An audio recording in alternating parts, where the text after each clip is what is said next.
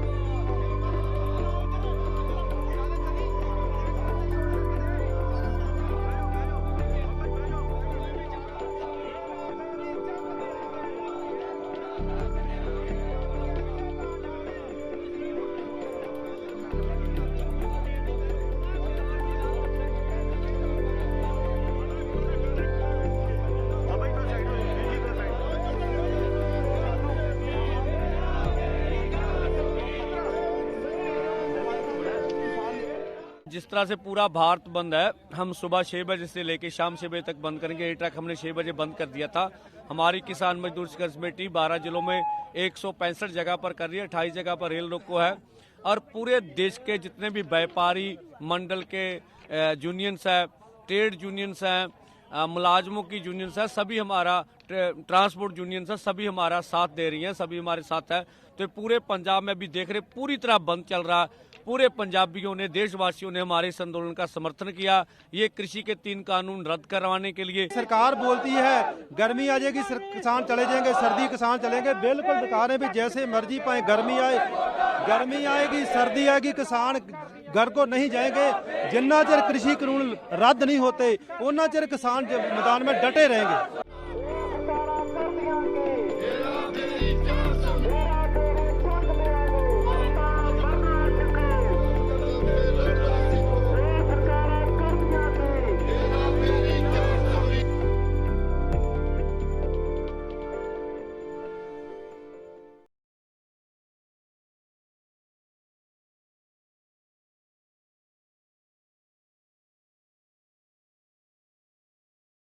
The LDF government led by Shri Pinarayi Vijayan is trying to steal the popular mandate by enrolling bogus voters in Kerala. There are 3 kinds of glaring irregularities in the electoral list that have come out. Number 1, same voter has been registered multiple times on different booths. Number 2, same voter has been registered in different constituencies. And third and the most fraudulent is that picture remains the same, but the name has been changed to enroll someone multiple times. It's a clear-cut case of fraud. It cannot happen without active complicity of the state machinery, the state officials, the LDF government, as also partially the officers of the state electoral machinery. So we pointed out all these facts and have asked the Election Commission of India to urgently intervene and to clean the electoral list so that LDF government led by Shri Pinarayi Vijayan cannot defraud the people of Kerala and cannot tamper with the majesty and fairness and transparency of the electoral process. It is estimated that the total number of bogus voters is over 4 lakh.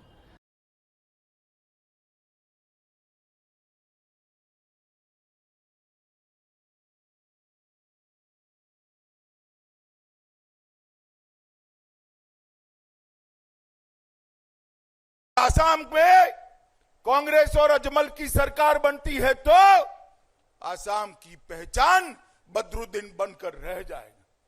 मैं तो आसाम के युवाओं को कहने आया हूं, ये वो वीरों की भूमि है जिसने सरायघाट युद्ध के अंदर मुगलों के दांत खट्टे करे थे।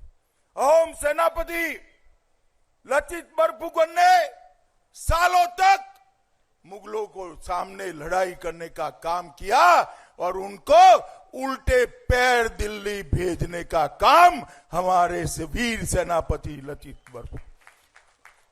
आसाम की पहचान लचित बरफुकन हो सकते हैं, आसाम की पहचान गोपीनाथ जी हो सकते हैं, आसाम की पहचान श्रीमद शंकर देव और माधव देव हो सकते हैं, आप नहीं हो सकते हो। लैंड जिहाद के माध्यम से आसाम की पहचान को बदलने का काम बदरुद्दीन अजमल ने किया है और वही कांग्रेस पार्टी आज बदरुद्दीन अजमल के साथ आई है। मैं आपको कहना चाहता हूं मित्रों, एक 5 साल का मैंडेट दे दीजिए, आसाम को पूर्णतया घुसपैठिया मुक्त कराने का काम ये भारतीय जनता पार्टी की सरकार। अभी अभी आसाम के अंदर जो पर्यटन करने निकले हैं, ऐसे राहुल गांधी जी को मैंने सुना।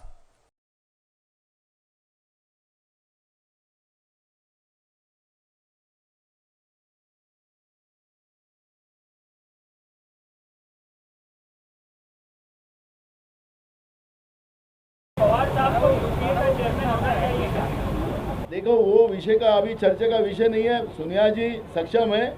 सोनिया जी ने इतने साल से यूपीए का चेयरमैनशिप चला रही है और उनको मानने वाले लोग, कई दल पूरे देश के उनको मानने वाले हैं, और इसलिए कोई आवाज़ निकालेगा ऐसा जिसको कोई संबंध भी नहीं है, तो ऐसे लोग अगर इसके बारे में हम चर्चा भी नहीं करना चाहते। नरेंद्र मोदी की सरकार ने जानबूझकर इस देश के किसानों को, इस देश के अन्नदाता को बर्बाद करने का निर्णय 3 काले कानून लाने के बाद किया है।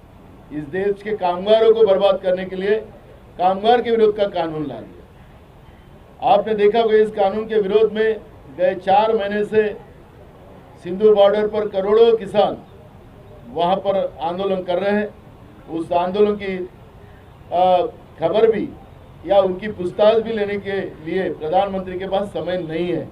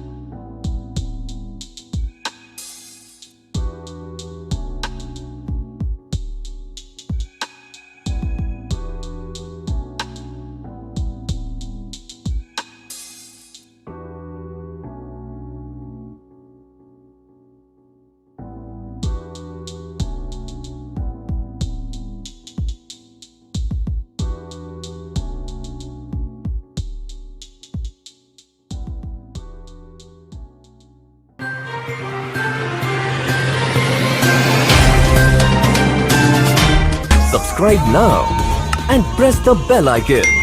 Never miss an update.